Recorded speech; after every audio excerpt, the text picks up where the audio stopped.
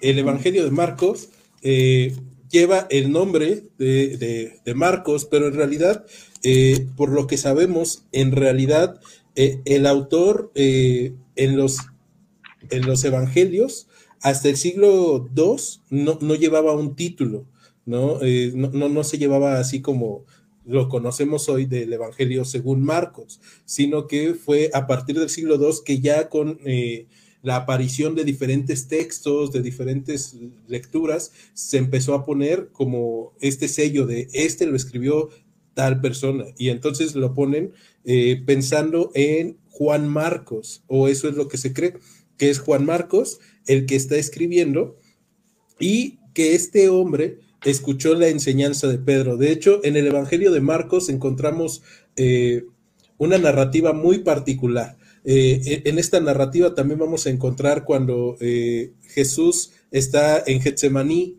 ¿no? Y es aprendido que sale un joven ahí desnudo y corriendo. Hay algunos que dicen que este joven desnudo corriendo en realidad era un dato biográfico o autobiográfico de Marcos, diciendo, yo estuve desde ahí, ¿no? Y yo fui el que estuvo ahí, porque en los otros evangelios no aparece, y además es algo medio irrelevante. Entonces podemos pensar que realmente el evangelio es escrito por Juan Marcos, y algo importante de este evangelio es que está orientado hacia la acción. El Evangelio de Marcos está en movimiento constante, no es algo que se detenga o no va como despacio, sino la palabra que caracteriza al Evangelio de Marcos en el griego sería eutos o eutis, que es inmediatamente, ¿no? Y podemos ver a un Jesús que no descansa, a un Jesús que está en movimiento constante, y por lo tanto podemos ver muchas cosas. Ahora, como se cree que el Evangelio de Marcos fue escrito por Juan Marcos, guiado por las enseñanzas de Pedro, entonces vamos a tener un evangelio no en un orden cronológico, sino según como se necesitaba. Y creo que eso es bien importante, pero tú dinos algo más, amigo Ángel. Sí, en cuanto al autor, prácticamente comentas muy bien la opinión en general de los eruditos, y algo que a mí se me hizo interesante o se me hace interesante es que el testimonio de la iglesia primitiva confirma que fue escrito por él. Tú mencionabas hace ratito a Papías, ¿no? Y es interesante porque él se estima que del año 95 al 140 explicó brevemente que el Evangelio de Marcos provenía de los sermones de Pedro. Incluso también Eusebio de Cesarea comenta algo similar en Historia Eclesiástica, diciendo que Marcos fue el intérprete de Pedro y que él escribió con exactitud todo lo que recordaba, pero como tú comentas, no en el orden preciso, porque él no oyó y no siguió personalmente al Señor, y después él siguió a Pedro. Y eso es muy interesante porque también el apologista Justino Mártir, vemos que en el año, bueno, del 100 en adelante, él describe también de manera similar que el Evangelio de Marcos, bueno, menciona el Evangelio de Marcos como las memorias de Pedro, y sugiere que Marcos fue el que lo escribió en su estancia en Italia. Y después, por lo que también pude leer, Ireneo, Orígenes, Clemente de Alejandría también tienen frases similares en cuanto a ello, pero como te mencionaba, Eusebio de Cesarea es el que más explícitamente comenta que fue a raíz de los sermones que escuchaba de Pedro, y, y que fue por ello que lo fue redactando. Y algo interesante, ya pasando en el tema de la fecha, que seguramente este, comentaremos, pues muchos lo ubican, por lo menos lo más seguro es que fue antes del año 70, ¿no? Después de Cristo. Y lo que está a lo mejor ahí pendiente en cuanto a la fecha es si Marcos escribió el Evangelio antes o después de la muerte de Pedro. ¿no? Bajo Nerón.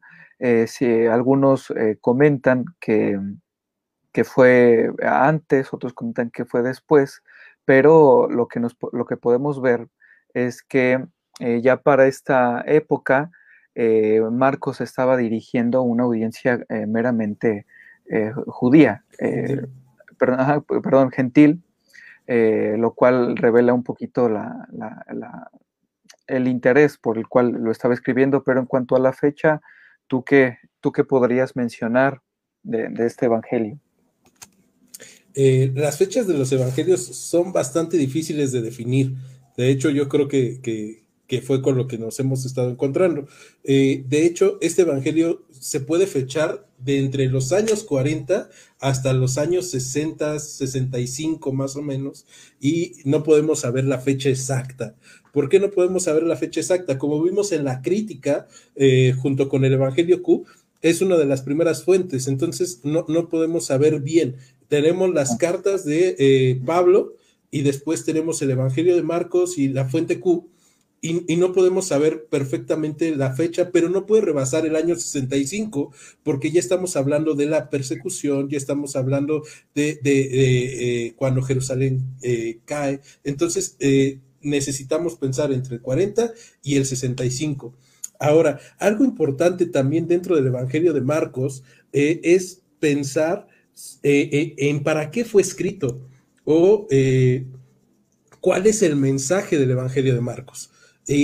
Este mensaje principal del Evangelio de Marcos, creo que nosotros lo podemos ver en que Jesús es verdaderamente el Hijo de Dios y es una preocupación para Marcos. Como bien Ángel acaba de decirnos hace rato, este Evangelio está escrito para personas creyentes, pero creyentes en Roma, porque se cree que fue escrito en Roma para la audiencia a la cual le estaba predicando Pedro. Y entonces, estas ideas de que Jesús solamente había sido un hombre o de que pues había sido alguien más, es algo que se tiene que erradicar, y dentro del mensaje principal entra esto: Jesús es el verdadero Hijo de Dios. Y de hecho Marcos en su evangelio va a dar muy pocas opiniones personales, pero al principio la da, y en Marcos capítulo 1 va a hablarnos y va a decir principio del evangelio de Jesucristo, Hijo de Dios. Y creo que ese es uno de los versículos clave, ¿no?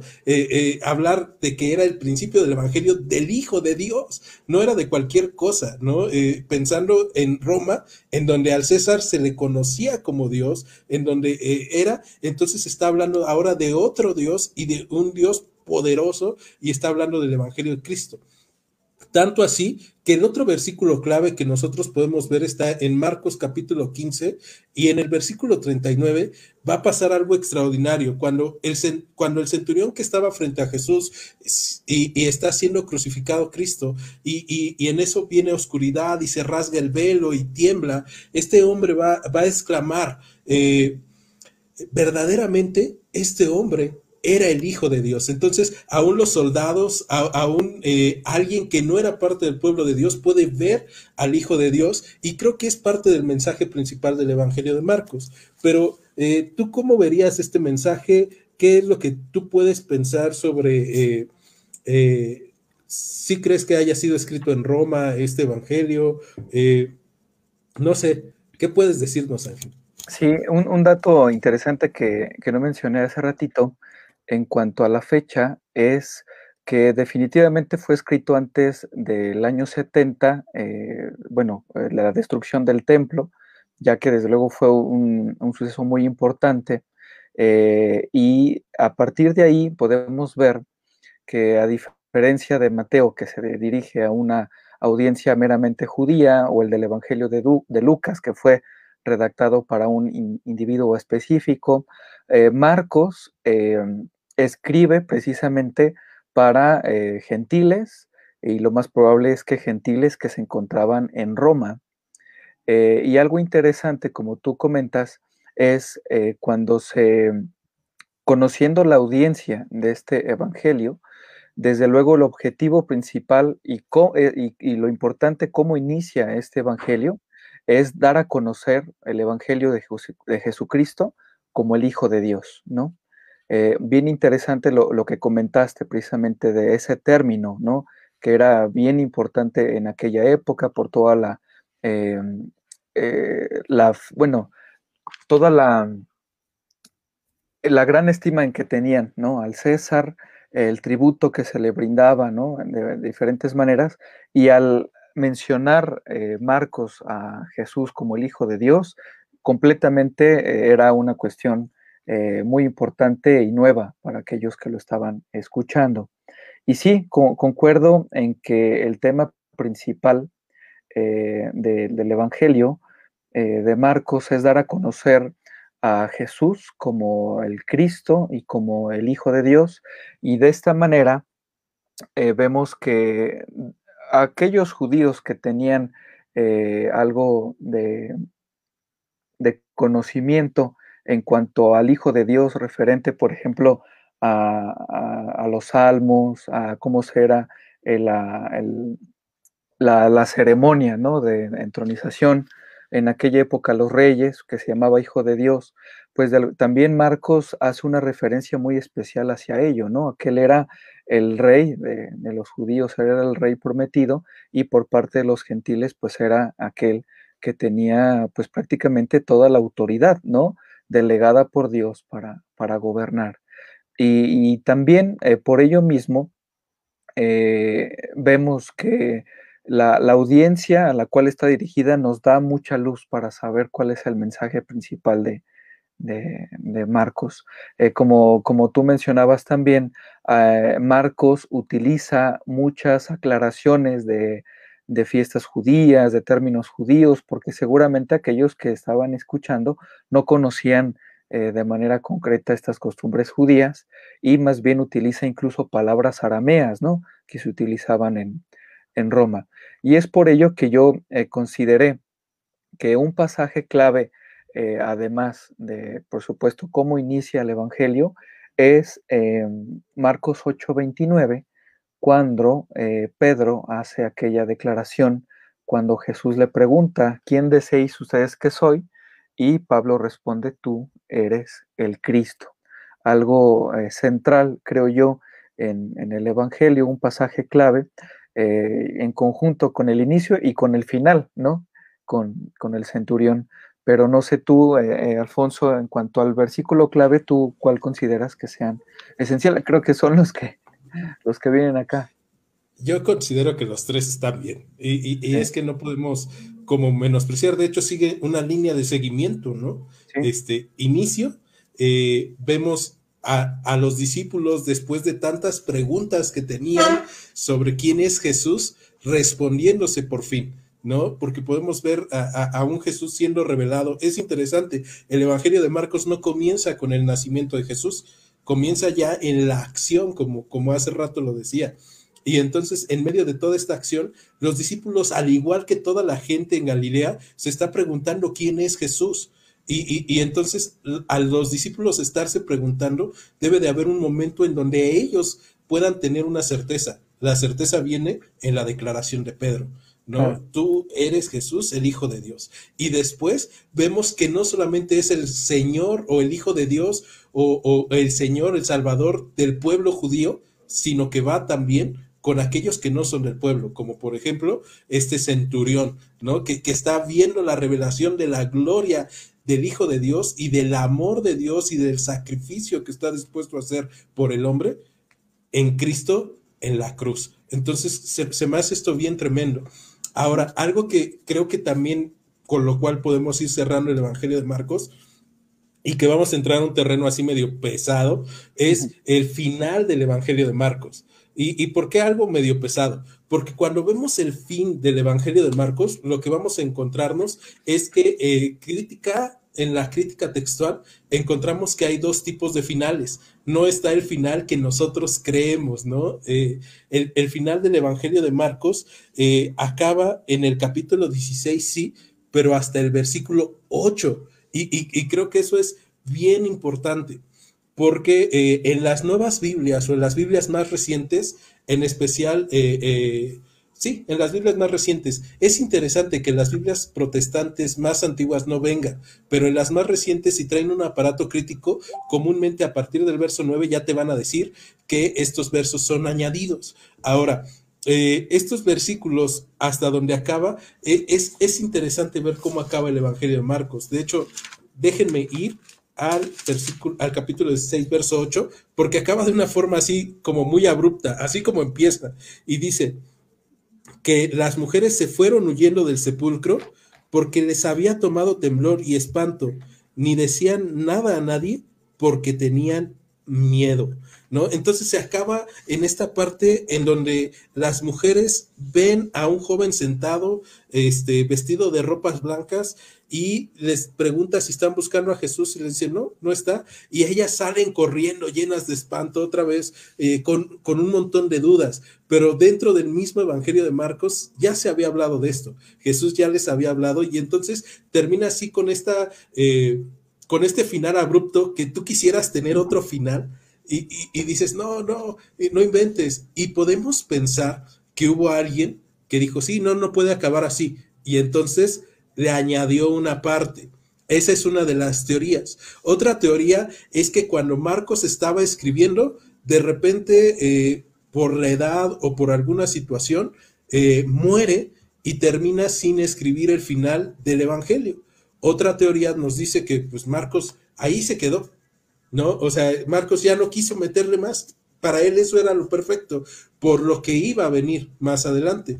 Y entonces, o por lo que ya se estaba difundiendo a través de las cartas, por lo que Lucas estaba escribiendo en Hechos, etcétera, o lo que iba a venir en Hechos. Ahora, otro de las ideas y teorías que a mí se me hace así bien extraña, y no sé, aquí tenemos a Chel y nos puede ayudar, es que de repente Marcos escribió no en un papiro, sino ya en algo tipo hojas, y lo que pasó es que la última hoja, la última parte, se perdió, ¿no? Y se perdió y ya, así sucedió. Entonces está bien interesante ver esta parte de el final del Evangelio de Marcos. Ahora, tenemos varios testigos. ¿Cómo es que hacemos esta crítica? ¿O cómo es que encontramos que se ha hecho esta crítica? Con los testigos. Y los testigos más antiguos, por ejemplo, el Aleph, no tienen este final de a partir del verso 9 hasta el verso 20. Entonces, por eso es que se cree que no existía. Pero hay otros testigos que dicen que sí. Entonces, ¿tú qué opinas, Ángel? Chel, ayúdanos un poquito. Ahí, ¿ustedes qué dicen sobre el final del Evangelio de Marcos? Marcos quería darle dramatismo y terminar así en un continuará. En ese sentido, creo que, bueno, las dos principales posturas son si es original los últimos versículos del 9 al 18, no, del 9 al 20, perdón, sí son originales, ¿no? Esa es como una postura. La otra es que no lo son, es decir, no eran parte del escrito original. Ahora, en esta postura de que no formaban parte del original y por lo tanto que habría terminado en el versículo 8, creo que para mí, ¿no? Y aquí así hablo a título personal porque hay diversas opiniones e incluso los estudiosos del contexto, de la historia, de la crítica textual, aún no se ponen de acuerdo. Hace poco en un seminario de Phoenix que tiene un área especializada en crítica textual que estudia los manuscritos, entró a debate esta cuestión, ¿no? Es decir, no hay un consenso. La mayoría se inclina a pensar que los últimos versículos a partir del 9 no son originales del texto. En tal caso, o si ese fuera el caso, la manera de explicar lo que a mí me parece más viable es que ese era el objetivo del autor. O sea, es esto tal cual lo deja Marcos en el versículo 8, esa era su intención, Para mí me parece que corresponde al resto del contenido de su escrito. Y pensando aquí en lo que ustedes mencionaron sobre el objetivo, ¿no? Principio del Evangelio de Jesucristo, luego más adelantito en el 8, tú eres el Cristo, el Hijo del Dios viviente o del Dios vivo, y el versículo 15:39, el centurión en la cruz reconociendo, ¿no? Verdaderamente este era el Hijo de Dios, ¿no? Esa secuencia que encontramos en el relato nos lleva a considerar dos cosas. Primero, es un gentil en la cruz el que reconoce realmente a Jesucristo como Hijo de Dios. No fue Pedro en la confesión, porque vemos que después Pedro está dando tumbos, preguntando, y no ha terminado por comprenderlo. Pero es al final con el centurión quien lo entiende, ¿no? Y esa confesión viene de un gentil. Verdaderamente este era el Hijo de Dios. Y continúa el relato con todavía la incomprensión por parte de los discípulos, y en particular ahí con las mujeres que cierran el cuadro que nos presenta Marcos. Y lo que hace este tipo de retórica, este tipo de texto, es dejar la respuesta en el lector. Es decir, el lector, después de haber leído el Evangelio, leer lo que Jesús hizo, los milagros, las sanidades, los exorcismos, que es un punto bien importante en el Evangelio de Marcos, que no encontramos tal cual en los otros, nos lleva a tomar una conclusión. ¿Es o no es Jesús el Hijo de Dios? Y a mí me parece que la retórica del autor en su escrito va orientado hacia allá, y ese es como quiso que terminara el texto, ¿no?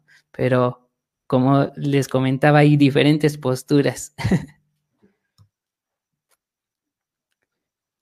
Sí, yo nada más quisiera agregar en cuanto al final de Marcos, algo interesante, bueno, como ya lo comentó Shell también, en cuanto a los códices, pues en los más antiguos, que sería el Códice Vaticano y el Sinaítico, no encontramos este final.